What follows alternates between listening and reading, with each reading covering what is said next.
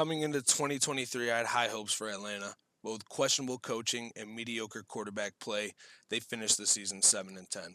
They decided to make some major changes, so we're going to be discussing those changes and what we'd like to see from the Falcons this year. Comment and let us know what you're most excited for this upcoming season. In my opinion, Atlanta made some big offseason quarterback moves. For a team that averaged 207 passing yards a game, it makes sense why they would want to target a new quarterback. But the thing I'm trying to understand is why would they pay Kirk Cousins such a massive contract coming off an Achilles injury and then use the 8th overall pick on Michael Penix Jr.? What do you think about that one? Well, I was thinking that they're getting their backup. They don't know if Kirko's going to work out or not.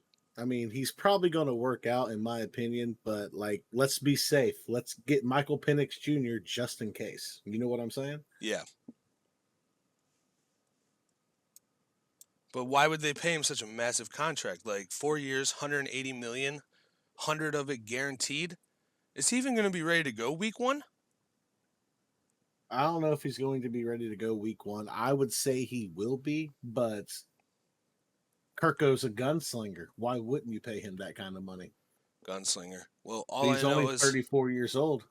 all I know is last year in the 8 games that Kirk Cousins played, he threw for 2,331 yards on 70% completion percentage with 18 touchdowns and 5 interceptions. So, if you ask me, I'm happy. Like that's a good choice because I mean Achilles is better than an ACL, let's be honest. He was balling.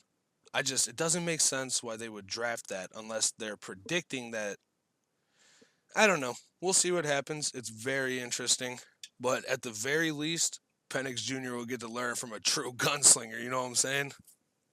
Oh, dude, gunslinger. He's always been that way, and he's absolutely a dog, really, in my opinion. I think But, the Falcons will be just fine. but the person I want to talk about most is Bijan Robinson. Last year, he had 1,463 scrimmage yards with 8 total touchdowns, averaging 4.6 yards per carry. The kid looks fucking good, bro. Yeah, I mean, I think he looks pretty good, but from what he played last year, the coaching decisions that they had last year was not good in my opinion. He really like didn't get to do his thing. But I think with the new head coach upgrade to Raheem Morris, I think I saw an interview that said that they're going to use him like a Christian McCaffrey. And if that is the case, we're about to see this kid ball out this Ball year. out. I didn't know that. I did not hear that from him, but I can agree with that. I'll never forget that one week where he didn't play all week until the very last, like he played 2 snaps at the end. And that's a whole different topic with sports gambling, fantasy, this and that, but that's why I said questionable coaching. But I'm excited for Bijan Robinson's second year to say the least. So, we'll see what happens there. Another guy I really like on the receiving side is Drake London. Last year, London had 69 receptions, 905 yards, but only 2 touchdowns. On top of Drake London, Atlanta exercised their 5th-year right on Kyle Pitts, which Kyle Pitts, man, I still have high hopes on him, bro.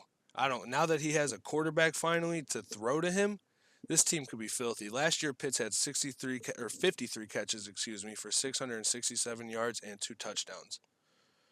This if they got somebody to throw him the fucking ball, bro, it's a different game. That's what I've been trying to say. I'll be honest with you. I think they both ball out this year, and I think they make a name for themselves.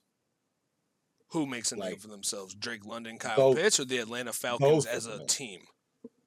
I'm talking about Drake London and Kyle Pitts because I think they're damn good receivers, even though one's technically a tight end. But come on, Yeah, I agree. I can see that. I got high hopes for the receiving core this year. Anyways, I think Drake London is gonna ball out. I think Kyle Pitts is gonna ball out.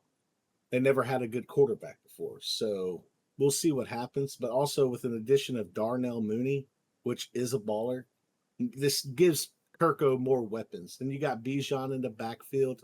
I think the Atlanta Falcons are going to be, I would dare say, a top 5 offense this year.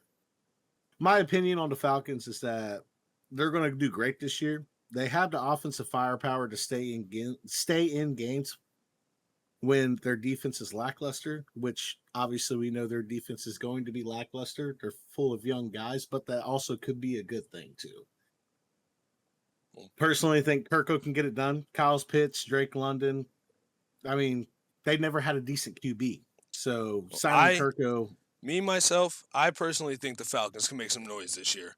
With a new head coach and Kirk coming off that Achilles injury, it's safe to say that anything is possible for them. Would you not agree? oh, 100% agree. So with that, all that, what's your prediction for Atlanta coming into 2024? Well, I think Atlanta takes the division this year with a record of 11-6 and make the playoffs. You think Atlanta goes 11-6 and they make the playoffs, Yes, winning the sir. division? Yes, sir. Yeah.